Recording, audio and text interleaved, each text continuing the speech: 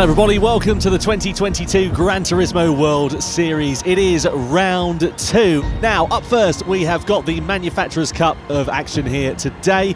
Jimmy, we saw some really exciting racing last time we had these guys out on track at Salzburg. What do you reckon for this one? Yeah, of course, Subaru proving they were the team to beat at Salzburg. An awesome drive from Danny Solis and Kylian Drumont. Of course, the driver down as well, worth to note. Miyazono, unfortunately, was ill with COVID, but looking forward to seeing if they can actually continue this run of form here at a very different circuit. Of course, you can see the background Spa-Francorchamps on our track today. We'll get into that in a bit more detail, but yeah, looking forward to this one, Tom. So, as Jimmy said, Spa-Francorchamps is the venue. Group 3 cars, racing medium and soft tyres available for the drivers, and they must use both tyre compounds. Well, let's have a look, shall we, at the driver lineup then that is taking place here today. Kylian Drumont, the winner last time out, lines up for Subaru. Baptiste Beauvoir is there for Mercedes. Igor Fraga back at the helm for Toyota, with Mazda having Giorgio Mangano behind the wheel. Harold Volson, the Chilean driver, lines up for Nissan with Nico Romero for Genesis. Then Suzuki for Volkswagen, Inestrosa for Porsche, Tapai for Jaguar, Cassis for BMW, Carazza for Chevrolet, and Jos Legrand, the Belgian driver, lining up there for Mitsubishi. So those are the 12 drivers who will be taking to the grid. We'll get qualifying action and an onboard lap underway for you in just a couple of moments. But first, let's recap on what's happened so far in 2022. Takuma Miyazono, it is a perfect start for Subaru. He wins for round 1 of the GT World Series. J'ai un petit mot à dire quand même par rapport à ce qu'on a fait depuis le début de saison avec Subaru, c'est qu'on a gagné les 2 courses. Donc ça fait 3 points empochés pour la première course et 6 points du coup le week-end de Salzbourg. Subaru win the grand final in the Manufacturers' Cup showdown here in Salzburg. On a clairement des grandes chances à performer, peut-être devenir pilote constructeur champion du monde cette année. Donc en tout cas on est conscient de ça, donc avec l'équipe on va donner le possible sur toutes les manches qui vont arriver et pour arriver à Monaco avec une belle confiance. Nice to get out and see everyone again, but of course the man of the moment was this man here, Kylian Drumont in the Subaru, who blew everyone away with his performance there at Hangar 7, and only 4th quickest for them, and now it is Kylian Drumont, the winner from last time out. Can he continue where he left off as he comes and aims to break the beam to the line?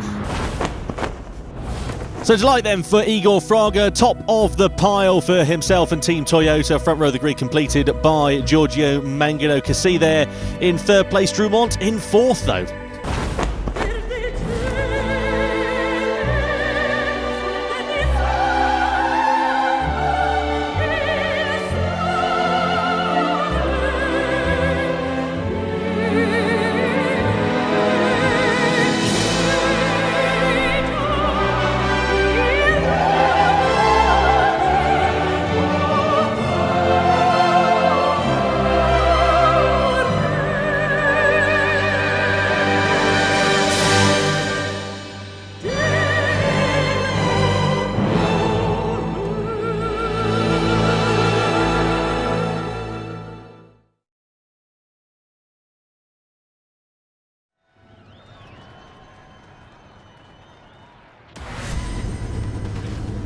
Round 2 of the 2022 Gran Turismo World Series for the Manufacturers' Cup. We're here at Spa-Francorchamps, and here is how the grid is going to line up ahead of racing action here today. W's Cassis with Kylian Drumont, the winner from the showdown last time out, on 4th place on the grid for the Chevrolet team. The final row is Jos Legrand on home soil for Mitsubishi. That crown back from Subaru, and Kylian Drumont, who start 4th on the grid. Ready to go then for round 2 of the Manufacturers' Cup for the Gran Turismo World Series, as Igor Fraga leads the field up the rise through Eau Rouge and Raidillon for the first time in that Toyota Supra then. So it's down the Kemmel Straight we go. This is where the slipstream is going to be, of course, crucially important. The field relatively spread out though due to that rolling start, so I wonder how effective it's going to be in the first portion of this lap. It's quite effective for Baptiste Beauvoir. He's already managed to get one over on Kylian Drumont on the rise up into Les Combes, so it's Beauvoir up into 4th. Yeah, but that Subaru is like driving an old Metro down the straight, so there's absolutely no grunt in it at all. But in the middle sector, it's incredibly quick, so I would not be surprised to see Drumont have a go at Beauvoir there, maybe through the middle section of this course. But meanwhile, Fraga leads from Giorgio Mangano. The gap is starting to steadily rise up a little bit. Just watch that relative there. Yeah, mate, every time we get the predicted strategy, I think, what is this actually anywhere near year, right? Probably not. But as predicted here, there you go. Kylian Drumont is now all over the back of Baptiste Beauvoir. But I'm not sure that we're going to stay on board here with the Frenchman. But it'll be just good to show you the difference in straight line speed between this Subaru here and that AMG in front. So we come around Stavolo 2 now. Now it's all down to that engine, all down to engine power. We are sitting in the toe, which is helping us a little bit up here. But even so, Kylian Drumont there, I know of course he might be running a different fuel map or something along the lines of that, but he was only 247 kph, so quite a sizable difference. Yeah, sad. I think you'll be thinking sad. But Fraga there, good first lap from him. This is what he needs to do for this race. He's 2.5 seconds now ahead of Giorgio Mangano in the Mazda behind. Because he's doing a good job there in the Bimmer, still holding on to third place with Beauvoir in fourth. There's a bit of a train all the way down to about 10th place. Legrand and Walson unfortunately have fallen off the back of the pack a little bit. Let's go on the rise then up towards the Kemmel Straight, on the Kemmel Straight, and on the rise up towards Lake Coombe, I should say rather. And you can see Tapai pulling out of the slipstream here of Suzuki. Side by side they come on the brakes. Tapai's on the inside, he's got track position. Suzuki tries to hold it firm into the left-hander. Bit of contact between the two, that pushes Tapai out wide. He's going to push him onto the curb. Is he going to be compromised into the right-hander and have to relinquish that position while they still run side by side on the run downhill in towards Rivage? And the thing is, it's opened the door here. They want Tapai did a good job there, not to just launch it into the wall after that contact. And I always think that happened to Tapai. Every time I see him on the screen, he's around 7th and he picks up a penalty or gets in some sort of contact. So I'm hoping that he can prove us wrong today, do it better in that Jag on the way up towards Rouge and Radio. I think just to get a better run now over the top, and he has done now. He's got a run on Cassis, so go to the inside with the AMD. Now it should be just a simple factor of driving past, but the straight line speed of that BMW is not making it easy. Just about by now. There you go, nice, and Baptiste Beauvoir up into third place in that AMG. Eric Cassis then down into fourth, so let's see what happens here for Cassis, because it'll be interesting to see whether Kylian is going to be able to close that deficit down. Of course, Kylian is outside of the slipstream range. It's about 1.1 seconds, and he's right on the fringes of that. But of course, we know that Subaru is not very quick in a straight line. In a Stroza, Bonk. Bit late on the brakes as he goes into the back of Adam Tapai in towards Rivage. Has to just back out of it. The thing is, that backs up to Romero and Carrazza. Yeah, you've got to keep it in the right operating window, and sliding around like that is not going to be the opportune way in order to be able to keep it. You can see there another slide coming through X as well there for Carrazza, for Carrazza, I should say, rather, who we're riding on board with. So I do think that he's just beginning to push the envelope a little bit here. Running on board with Kylian Drumont, nice calm atmosphere down there for him at the moment, not looking like he's too under pressure. And the thing is, he's a young driver, 18 years old. He'd had such maturity last time out, really driving beyond his years. Surely you come in early and take a risk, go onto the soft tyres and try and make a muss, undercut everyone, because you're not going to get by anyone on the straightest round here in that car. You are quicker in the corners, so really maximise that, get in now and hope for the best. He won't be able to undercut Fraga, who's now actually pitting in now, so those soft tyres only lasting 4 laps here. I expect them to go a bit longer on that. So Fraga obviously thinking the tyres are suffering, coming in to change onto the medium compound. He won't need to take any fuel, nor will anyone else in this race. Well, the thing is, the GT strategists will have breathed a sigh of relief after that one, because actually their strategy worked out perfectly. He did pit at the end of lap 4, so let's see as he comes through into the pit lane. And of course they are using the 24-hour layout, so it is a different pit lane here compared to the Grand Prix layout. It'll be no fuel, just tyres here for Igor Fraga, in off the softs, straight on to the mediums. I think he's going to emerge in a nice bit of clear air here, and obviously right towards the back, because the rest of the field's relatively bunched up. Warning there for Nicky Romero for illegal blocking. We haven't seen exactly what happened.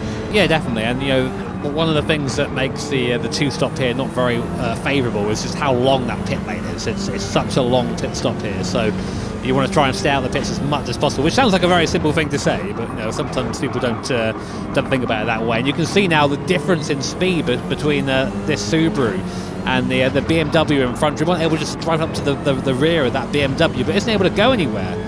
Then we come down the straight here, and you can see just under acceleration he loses a couple of car lengths, which puts him in a position where he again can't really do anything but follow. So this will be a frustrating race for the guys at Subaru. The circuit really not suiting the car at all, but of course that's the name of the game in Manufacturers' Cup. Some circuits are better for you and some circuits are worse. Well, the thing is that Subaru's really quick in the twisty bits, as we've seen, but he's also going to be stuck behind Cassis here. Do you think dirty air is going to be a thing for wearing out those front tyres too? So maybe we'll see Giorgio coming the end of this lap onto the soft. Let's see what he does. Does he appeal into the pit lane? Just watching now on our screens. I think he does. It's hard to tell. We've come away from him. Yeah, couple of drivers have come in. Yeah. Mangano's coming, Drumont's come in there as well as Suzuki. So that's 3 drivers into the pits. Interesting though, Beauvoir opting for the overcut, as well as Eric Cassis. So they're opting to do a different strategy. So talk us through that then, Jimmy. So these guys 3 drivers have come in at the sort of top 10.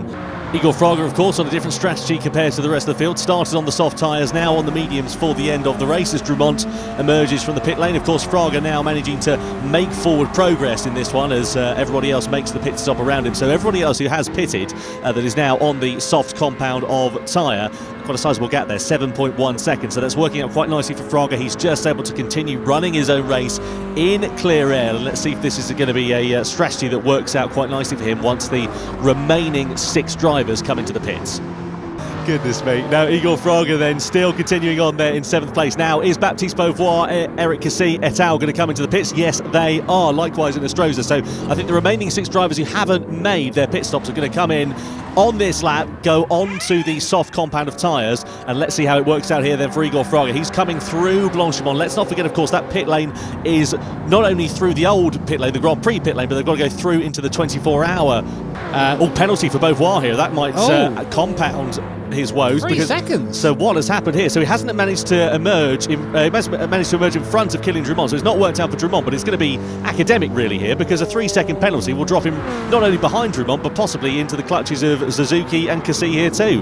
3-second penalty out. We're not quite sure what that's for. That must have been some issue into the pit lane. Maybe using the wall to slow down or something like that, or maybe making a mistake. We've seen that in the past. People are doing that. But importantly for Kylian Drumont, he's now right up behind Baptiste Beauvoir. He's cleared the rest of the field pretty much, but he needs to get by fairly quickly, because Baptiste Beauvoir is going to be slowing him down, giving him a flash as well, saying, listen mate, come on, you've got a penalty, get out of the way. But of course Beauvoir's going to keep driving hard until he's got to serve that penalty. For Beauvoir as well, so I think there's just that frustration coming into play here as he now enters the penalty zone. So 3 seconds then for Beauvoir. It's not only the 3 seconds for the penalty, it's the time you lose after that as well. Don't forget, so he pulls sensibly there off of the racing line, moves out of the way of Cassis, moves out of the way of Suzuki, etc., and rejoins in 7th place. That 3 seconds would have felt like a fortnight. I have to wonder how many holes there are in Baptiste's wall at home. You know, like this guy, if I had the performances he had online every time, there'd be, you know, my fist would be through that wall pretty much every occasion. But he's a fighter, we'll give him that, and I'm sure he'll try and come back through the field and retake that 3rd place, but very unlikely with the laps remaining. You'll be in your mirrors thinking, oh no, what's going to happen here? And speaking of, oh no, Suzuki up the hill here, and he's going to be just a sitting duck on this straight. All he can do, I mean, he's done the best he can to try and make a gap, but it's not going to work. Romero there in the Genesis has the toe. Oh, nearly actually swiped him on the way through there, but popped out at the last minute just to get the maximum possible slipstream on the way up to Lake Como, and he's made that work and up into 6th place. The thing is, Tapai and Cassis are not too far up the road. I think it might be a bridge too far, but you never know. If those two get into battle and start backing themselves up, it might open up the opportunities here from this possible 4-way scrap to becoming a 6-way scrap for 4th place. So let's see what happens here. Nico Romero then, we ride on board with him, just sort of sitting in the middle of this sandwich at the moment. Now he's managed to get the better of Suzuki. Can he manage to close that gap down to Tapai in front?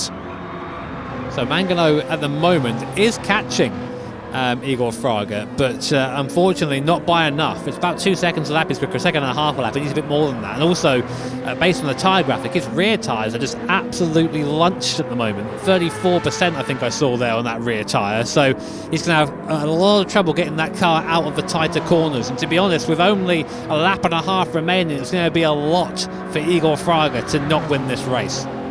4.1 seconds the gap is down to. Last time around in terms of the lap times, Fraga a 2:16.2, Mangano a 2:14.7, but as you say, I think those tyres might be coming towards the end of their shelf life, because the front tyres, especially on Mangano's car, were looking a little bit second-hand. Tyre wear multiplier was at time 6, so 6 laps is the equivalent to 1.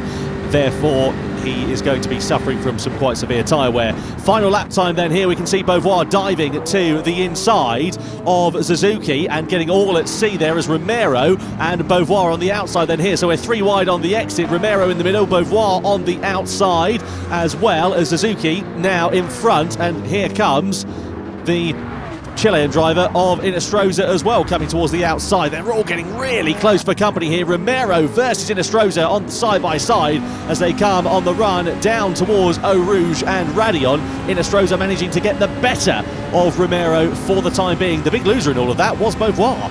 Big sense coming here though, because Suzuki, we know he's slow in the straight line in that VW. Here comes Inestrosa in the Porsche. He's going to actually push Suzuki down the straight, try and get a bump draft. So they're all vying, pushing 3 wide now to come up towards the Lacombe corner, and Romero's taking both of them. 2 for 1. Cheers, mate, he says. Up into 6th place goes Romero. Inestrosa going to try and get a long way around, take a place from Suzuki. He does do that, and now Beauvoir is there as well. So Suzuki, just like that, down to 8th place, and he might even go down to 9th. This race really belongs to the man at the front. Igor Fraga coming through the bus stop chicane now. Absolutely, Igor Fraga, what a brilliant race it has been for him as he comes out of the bus stop chicane across the timing line to take the checkered flag. It is the win in the Manufacturers' Cup for World Series 2 for Igor Fraga and Team Toyota. Mangano comes home second, Drumont in 3rd place for Subaru, another podium and World Series points on the board for him. Cassie, Tapai, Romero, Inestrosa manages to get the better of Baptiste Beauvoir.